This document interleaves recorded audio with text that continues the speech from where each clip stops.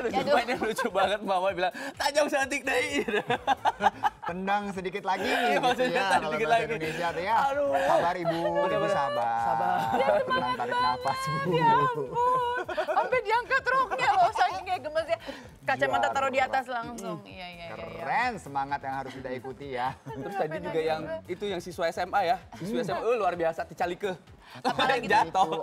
jatuh. Maksudnya ticalike tuh kayak Iya. keselempet kakinya gitu. Keselempet, Padahal dia iya, pengen iya. terlihat lebih cantik gitu dan anggunnya tapi tiba-tiba habuk gitu. Iya kan, karena fondasinya kurang Fondasinya. kokoh. Jadi oleng Kapten. Golongan darahnya Golongan mungkin. darahnya mungkin rendah ya. Betul. Darah rendah. Pondasi memang harus kokoh dalam banyak hal ya, termasuk dalam hal rumah tangga. Ketika pondasinya nggak kokoh ya harus pisah, sering terjadi. Tapi yang nggak enak tuh adalah kalau perpisahannya belum secara resmi terjadi, tapi ternyata salah satu pihak sudah memutuskan untuk menikah lagi. gitu. Betul, jadi cerita tentang Bopak yang dimana katanya sudah mengurus nih gugatan cerai itu di tahun 2014. Tapi sampai saat ini pun belum ada nih, ketuk palu pun belum terjadi. Jadi Iya. kepastian untuk berpisah itu belum ada secara hukum dan agama. Dan itu yang membuat sang istri itu geram dan melaporkan kepada pihak yang berwajib. Tapi katanya juga dikarenakan mereka ini gugur karena mereka tidak bisa menghadiri ketika sidang pada saat itu gitu. Jadi dinyatakan gugur. Oke, gitu. tapi Bang Bopak sendiri santai menghadapinya, slow banget, terus bilang bahwa ya udahlah biar masyarakat aja yang menilai seperti apa. Coba kita lihat dari dua sisi ya dalam tayangan yang berikut ini. Ya.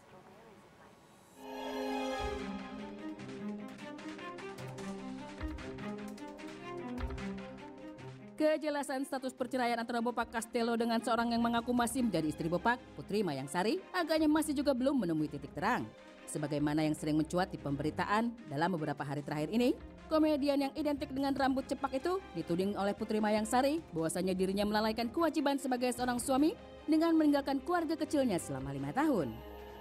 Memang sebelumnya diketahui rumah tangga mereka pernah berada di posisi ujung jurang sebuah perceraian.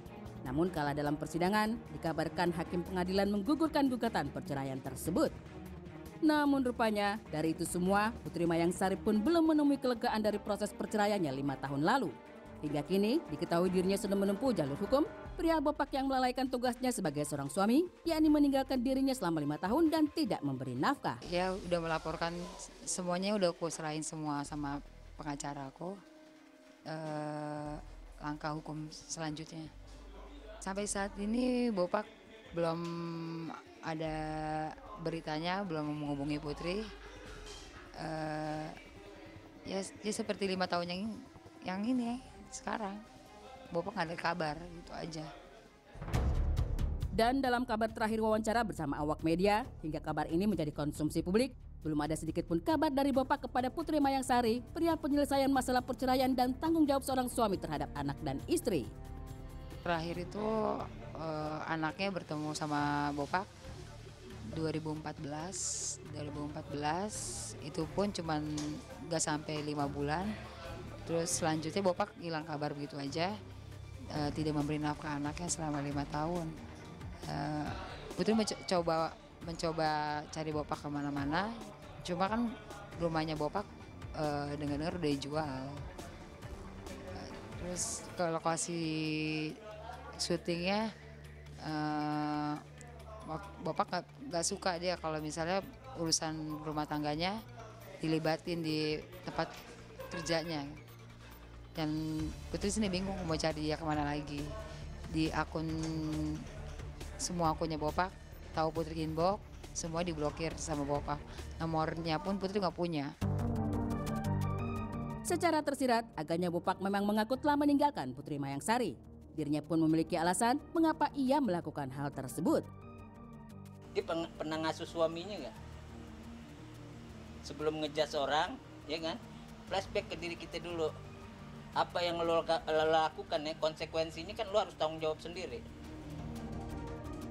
Masih mengaku sebagai istri sah Bopak Castello, setelah 5 tahun ditinggalkan dan tidak dinafkahi, Putri Mayangsari pun disayat hatinya setelah mengetahui bahwa komedian berusia 51 tahun itu sudah memiliki anak dan istri lagi.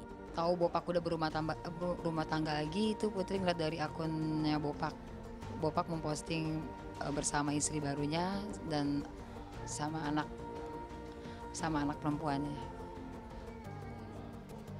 Biarinlah mereka orang yang mau ngobrol apa tentang Bopak. Yang jelas mudah-mudahan masyarakat Indonesia ini juga tidak diajarkan tentang kebodohan.